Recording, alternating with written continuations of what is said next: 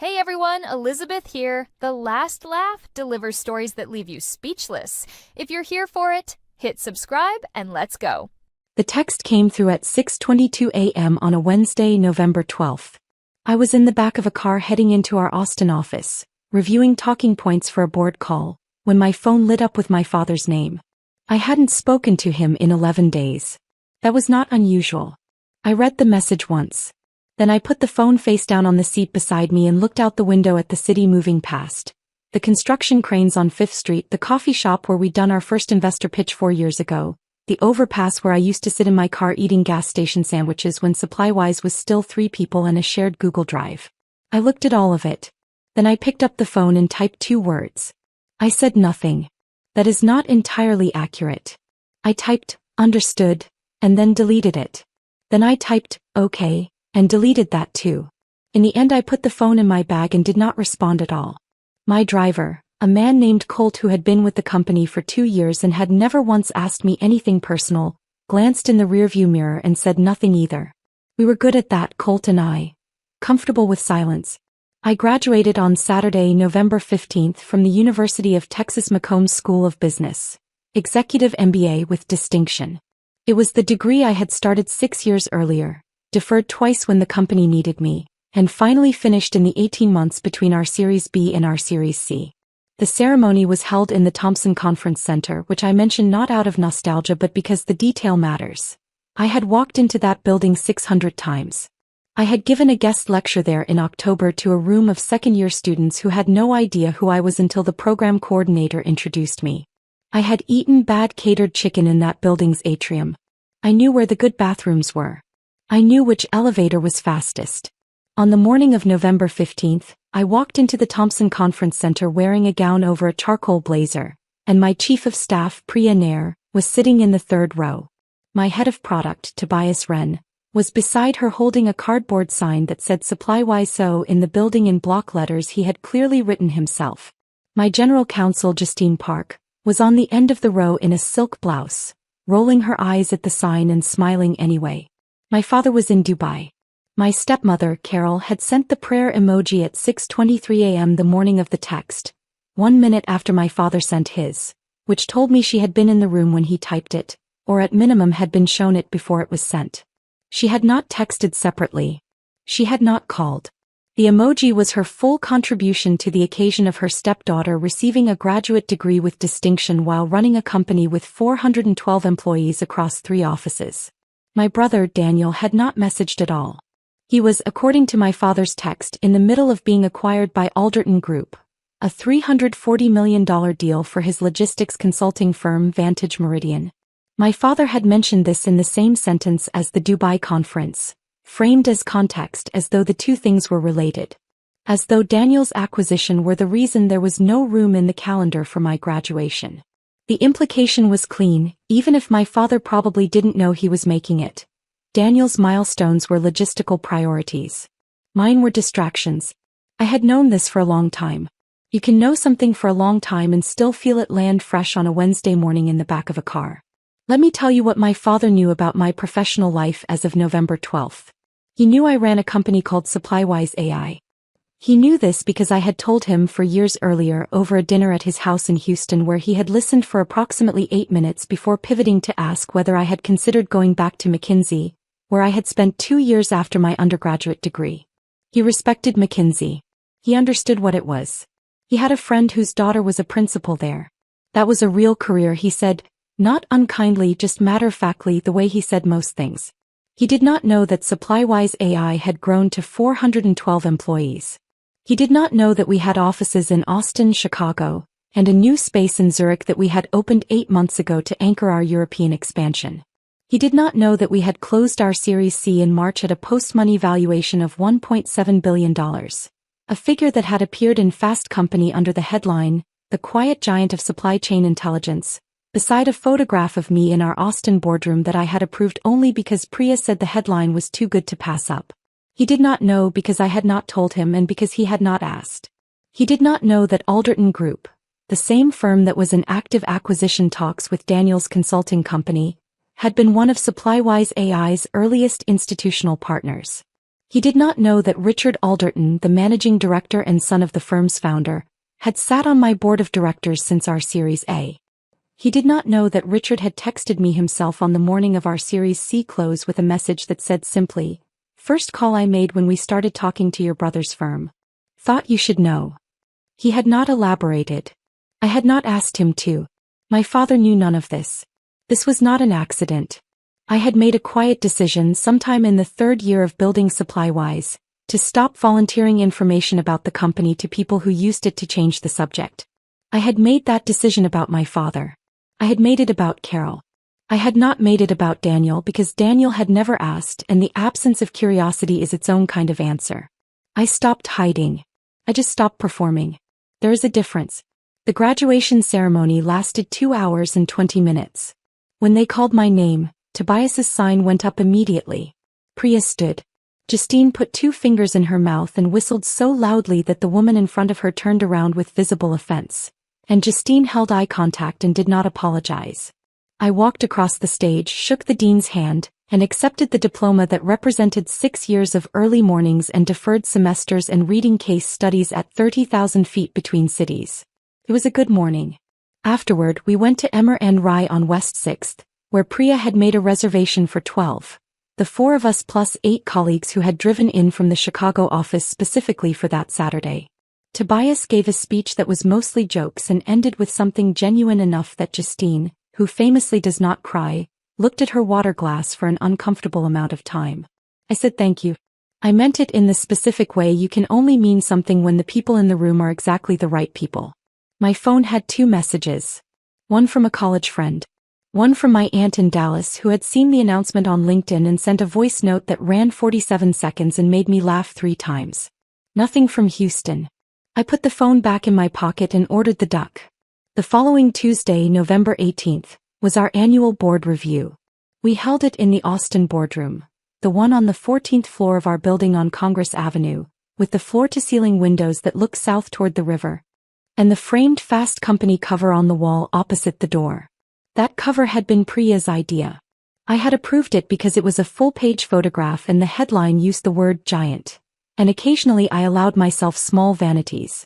The board review ran twice a year, spring and fall. Present in the room that Tuesday were 4 board members, our CFO, our general counsel, and 3 senior members of the leadership team. Richard Alderton had flown in from New York the evening before. He was staying at the Four Seasons 2 blocks away, which he always did, and which I mentioned because on the morning of the board review he had texted me at 7:15 a.m. to say the coffee at the hotel was unacceptable and he would be arriving early to use our espresso machine. This was normal. Richard had been on my board for 4 years. He knew where the espresso machine was. What Richard did not know, what I had not told him because it had not seemed relevant until it very suddenly was that his firm's current acquisition target, Vantage Meridian, was run by my brother. This is not something I had concealed strategically. It genuinely had not occurred to me to mention it. Daniel's company was in logistics consulting. SupplyWise was in supply chain intelligence software. The industries overlapped technically but operated in different worlds. Richard had begun preliminary conversations with Vantage Meridian's leadership team without knowing my last name matched theirs, because Daniel's firm had a different name and because Richard operated through a deal team I did not interact with. The connection had not surfaced. Until it did. The board review began at 9. We covered Q3 performance, revenue up 34% year-over-year, enterprise client retention at 96.2%, the Zurich office ahead of its 12-month targets by a full quarter. We covered the pipeline for Q1. We covered a competitive landscape shift that our head of product walked through on slides I had reviewed twice the night before. The room was focused. It was a good review. The kind where the board asks sharp questions and the answers are ready. At 11:20 a.m. Richard's chief of staff, a woman named Andrea who had flown in with him, stepped into the boardroom doorway and gestured to him with the particular contained urgency of someone who has learned not to interrupt but cannot hold it any longer. Richard excused himself. He was gone for 4 minutes. When he came back his expression had changed. Not dramatically.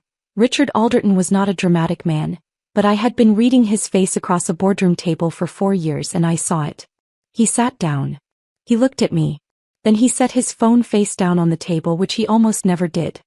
He said, I need to ask you something off agenda. Of course, I said.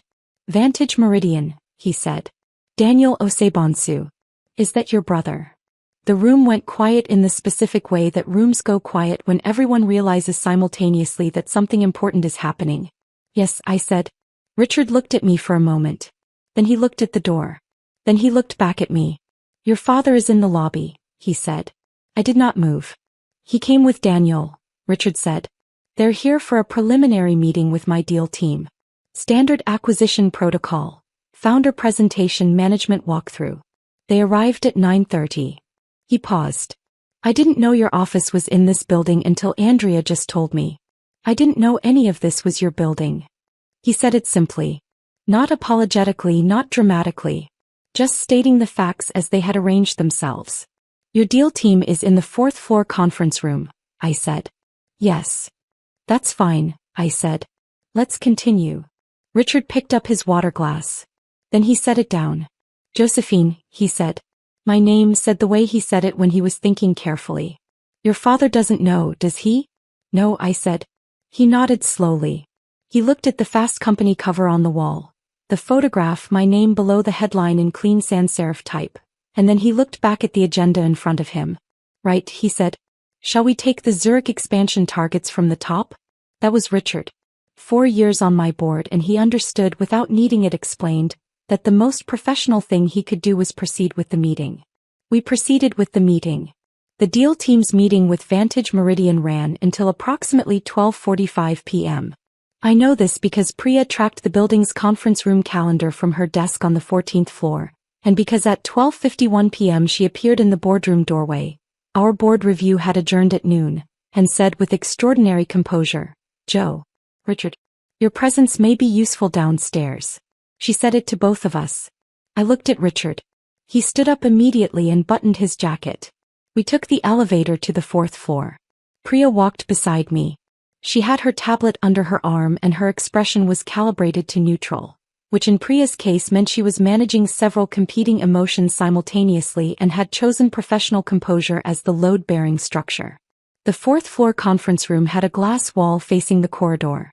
Through it, I could see my brother Daniel standing at the presentation screen mid-sentence, gesturing at a slide. His firm's CFO was beside him. Around the table were 3 members of Richard's deal team. And at the far end of the table, with his back to the glass, wearing the charcoal suit I recognized from 100 family events, sat my father. Kofi Osebonsu. 61 years old. Former managing director at Barclays Africa. Currently chairman of Vantage Meridian's advisory board, a role Daniel had created for him 2 years ago that carried weight in client meetings and required, as far as I could tell, approximately 4 board meetings a year and a title on the company's website. My father was very good at roles that required a title and a presence. He had always been better at presence than attendance. Priya opened the conference room door. Daniel looked up first. His sentence stopped mid-word. Then his CFO looked up. Then the deal team. Then last, slowly my father turned in his chair. Richard walked in ahead of me. He was the managing director of Alderton Group, which meant he was the most important person in that room from a pure transactional standpoint. And the room rearranged itself around him immediately the way rooms do when the decision-maker enters. Apologies for the interruption, Richard said. He looked at my brother. He looked at my father. Then he gestured to me, standing 1 step behind him. I wanted to introduce a colleague.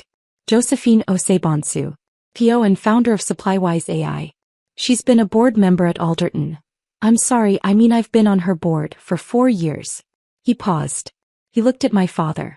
You didn't tell me your daughter ran SupplyWise AI, Richard said. The room went silent. Not politely. Completely. My father's face moved through several expressions in approximately 3 seconds. I watched this happen. Recognition first. My face, which he had not expected to see in this room. Then confusion. The context not assembling correctly, the boardroom on the 14th floor and the deal team and Richard Alderton standing beside me. Then something else. Something slower. The particular recalibration of a person encountering information that restructures everything around it. Daniel had gone completely still. Josephine, my father said. My name the way he said it when he was buying time. Dad, I said. A beat. He stopped. Started again. You work here. I own the building, I said. This was technically accurate. Supply-Wise AI had purchased the Congress Avenue building in February as part of our post-Series C capital deployment strategy, a decision Justine and our CFO had spent 6 weeks stress testing before I signed. It was an asset. It was also true. I said it without emphasis, the way you state a fact. Richard, to his considerable credit, said nothing. He stood where he was and let the information land. My brother found his voice before my father did. Joe, Daniel said. Then, we didn't know your offices were. They're on 14, I said. We moved here 18 months ago. It's on the website. A silence that lasted long enough to become uncomfortable. Richard's deal team were very carefully not looking at any member of my family. They were looking at their laptops at the presentation screen at a fixed point somewhere in the middle distance. Professional. Practiced. The kind of studied non-attention that deal teams develop across hundreds of rooms where things go sideways. It was Patricia Huang, Alderton's head of acquisitions and the senior member of the deal team, who finally moved the room. She stood, extended her hand to me and said, Josephine, I've followed Supply-Wise growth closely. The Fast Company piece last spring was excellent. She said it smoothly, professionally, without any indication that she had just watched a family drama materialize in the middle of a $340 million acquisition process. That was Patricia. Thank you, I said. I shook her hand. My father was still seated. He was looking at me. He had not looked away from me since I walked in. The Zurich expansion, he said finally. That was in Fast Company? Yes, I said. The valuation, he said. Carefully. He stopped. He looked at Richard. Richard said, 1.7 billion post-Series C. Josephine closed in March. It was one of the stronger rounds we've seen at that stage. He said this without inflection. As a fact. As it was. My father nodded slowly. He was a man who had spent 40 years in finance. He understood what $1.7 billion meant. He understood what a Series C meant. He understood what it meant that Richard Alderton, the managing director of the firm currently negotiating the acquisition of his son's company, had been sitting on his daughter's board for 4 years. He understood all of it. I watched him understand it. I said, I'll let you continue your meeting. Richard, I'll see you upstairs to close out the review. I turned to Patricia. It was good to meet you in person. I turned briefly to my brother. Daniel. Daniel said, Joe. I was already walking out. Priya fell into step beside me at the elevator. She did not say anything until the doors closed. Then she said, that was exceptional. I own a building, I said. You do. I've never said that sentence before in my life. You should say it more often, she said. It lands. I laughed. It was the kind of laugh that comes from somewhere specific. Not the joke exactly, but the release of something that has been held carefully for a long time. The elevator opened on 14. I walked back to my office. The corner office, 2 monitors, the view south toward Lady Bird Lake. And I sat down at my desk and I was quiet for a moment. Then I opened my laptop and went back to work. My brother called at 4:17 p.m. that same day. I let it go to voicemail. He called again at 4:44 p.m. I let that go too. He texted at 5:30 p.m. Joe. Please call me when you can. I had no idea. I genuinely had no idea. I believed him. That was the thing about Daniel. The cruelty in his case was not malice. It was absence. He had not excluded me from the graduation out of calculation. He had not even noticed I was excluded. There is a particular loneliness in being overlooked by someone who is not even trying to overlook you. I had spent a long time trying to determine which was worse. I had eventually stopped asking the question because the answer didn't change anything. My father called at 7:02 p.m. I was in the car home. Colt again, the same comfortable silence, and I looked at my father's name on the screen for 4 rings and then declined the call. He called again at 7:19 p.m. I declined again.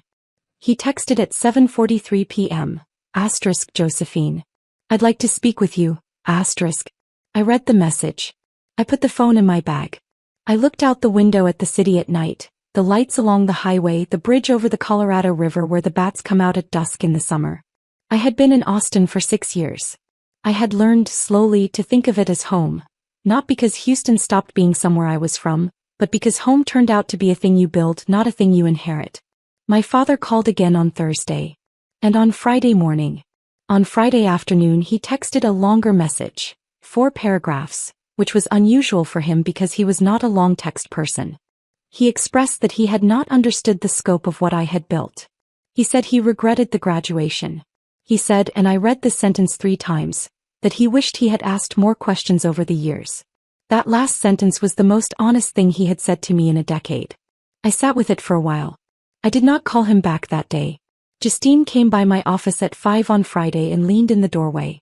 You okay? She said. Priya told me about Tuesday. I'm fine, I said. Your dad called Richard, she said. I looked up. What? Richard texted me this afternoon. Your father called him, apparently got his number through the deal team and apologized. For the situation. For misrepresenting the family to his business associate. That's how he phrased it according to Richard. She paused. Richard told him he didn't need to apologize to him. That the conversation he needed to have was with you. I looked at the window. The river in the distance, blue-gray in the late afternoon light. Richard's a good board member, I said. He is, Justine said. She left. I stayed at my desk until 6:30, finishing a memo on the Zurich team's Q4 targets. When I was done I turned off one of the monitors and sat for a moment in the quiet office.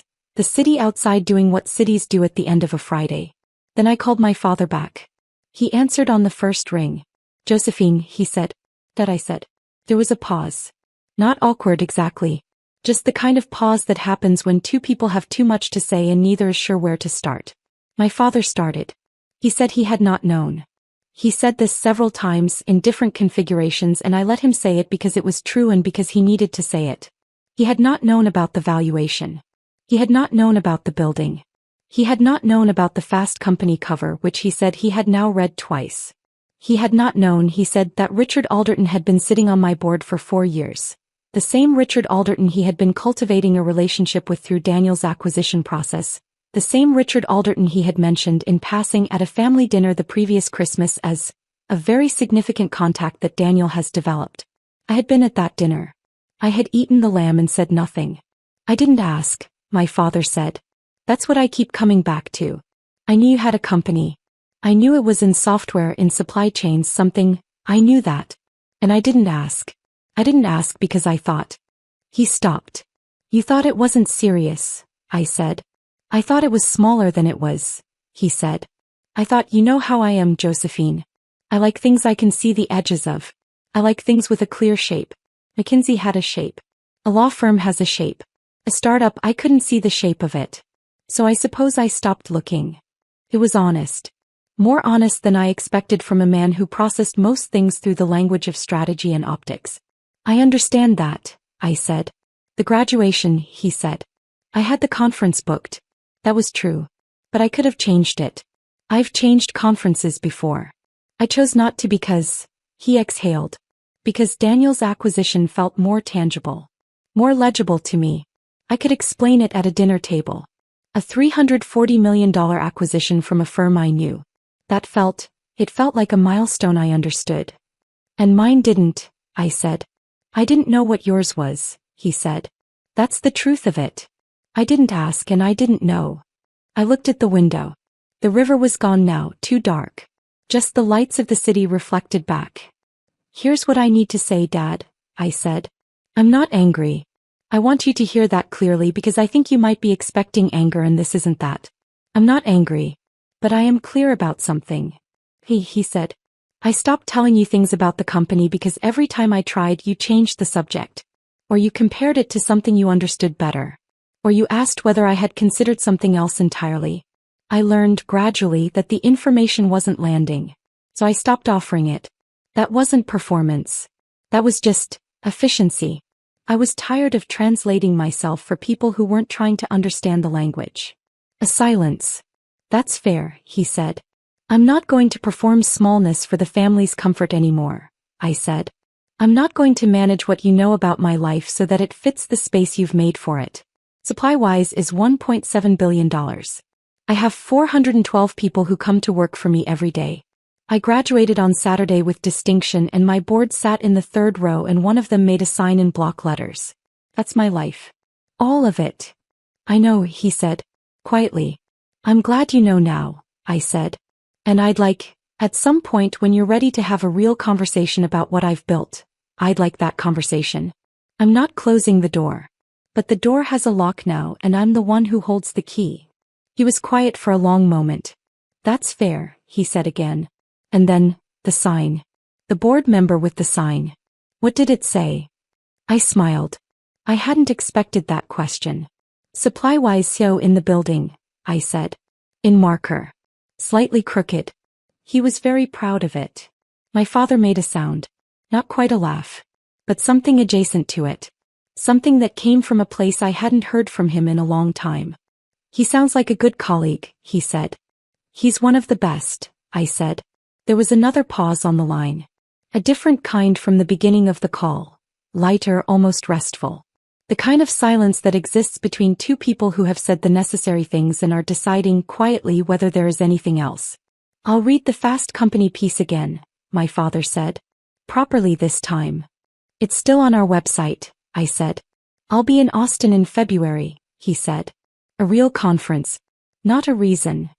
I know, I said. Richard mentioned it was on the calendar. Pause. Then carefully, maybe coffee. If you're willing. Maybe, I said. Let's see how February looks. I meant it both ways. The possibility was real. The condition was real too. He said okay, and left it there. No promises, no filling the space with things neither of us had earned yet. That was new. I registered it. I did not say so. We hung up at 8:14 p.m. I sat in the car for a moment afterward. Colt was already parked outside my building, engine idling, waiting without comment as he always did, and I looked at my own reflection in the dark window. I looked fine. I felt fine. Not triumphant. Not wounded. Just clear. The particular clarity that comes when you stop spending energy maintaining other people's comfortable fictions about who you are. That was November. It is now January. Daniel and I had coffee in December. His request, my office, not neutral ground, which he accepted without comment. He asked questions. Real ones. About the company, about the Series C, about the Zurich expansion. He had read the Fast Company piece. He had looked up our enterprise clients and recognized two of them as former Vantage Meridian targets that had chosen us instead. He did not mention that. I did not mention it either. We talked for an hour and 20 minutes. It was the longest conversation we had had in years. It was also the first one in years where he seemed to understand that there was a conversation to be had. He is still in acquisition talks with Alderton Group. Richard told me at our December board meeting that the process was proceeding well. He did not ask me to weigh in. I did not offer to. That was Daniel's deal. I have my own deals. My father and I have spoken twice since November. Both times he has asked questions. Not the redirecting kind. The actual kind. The kind where you wait for the answer instead of preparing your next sentence while the other person is still talking. It is a small shift. It is not nothing. Carol sent a LinkedIn connection request in early December. I accepted it. She has not said anything else. That is enough for now. The acquisition paperwork between Vantage Meridian and Alderton Group includes a standard related party disclosure I was required to file as a board member. My name appears on page 7, in a subsection that describes my relationship to the target company's principals. Richard had asked me gently whether I wanted him to discuss this with my father before the document was filed. I told him no. I told him the disclosure was accurate and routine and that my father was a grown man with 40 years in finance who could read a legal document. Richard said, "Understood." I laughed. He didn't know why. I didn't explain. Supply-wise AI will close its fiscal year in February with revenue of $247.3 million, ahead of our projection by $18.6 million, and the kind of number that tends to bring inbound calls from people who had not been returning them before. We are not actively seeking acquirers. We have had 3 conversations in the past 6 months with firms who initiated contact. We declined all 3. Richard agrees that our independence is currently our best asset. We will revisit in the spring. I think about the graduation sometimes. The way November 15th felt. The sign, the whistle, the ducat Emmer and Rye, the 47-second voice note from my aunt in Dallas. I think about how complete it was. How nothing that was missing from it made it smaller. My team was there. The right people were in the room. That is what I have learned about family. The most important thing, the thing I wish someone had told me earlier. It is not a fixed category. It is not determined by blood or last names or a shared table at Christmas. It is determined by attention. By the question asked. By the presents offered. Priya asks. Tobias asks. Justine, who rolls her eyes at everything and whistles in ceremonies and looks at her water glass when things get too real, she asks. These people walked into a building I own and held signs and ordered dessert and gave speeches. They chose to be in that room. I chose them back. The door to my father is open. The conversation is possible. The relationship may, over time, become the kind I would have wanted when I was 26 and building something in 3 people and a shared Google Drive, hoping someone would ask how it was going. But I am not waiting. I know who I am. I have known for a long time. I just spent some years letting other people's confusion about it cost me more than it should have. I stopped paying that cost. That is enough. That, finally, is more than enough. If you've ever built something quietly while the people closest to you looked the other way, this one's for you. Drop a comment below and let me know where you're listening from. If you've ever had to set limits with family, you are not alone. Type invisible in the comments if this story found you today. Share it with someone who needs to hear it. We are all out here building better families, one choice at a time.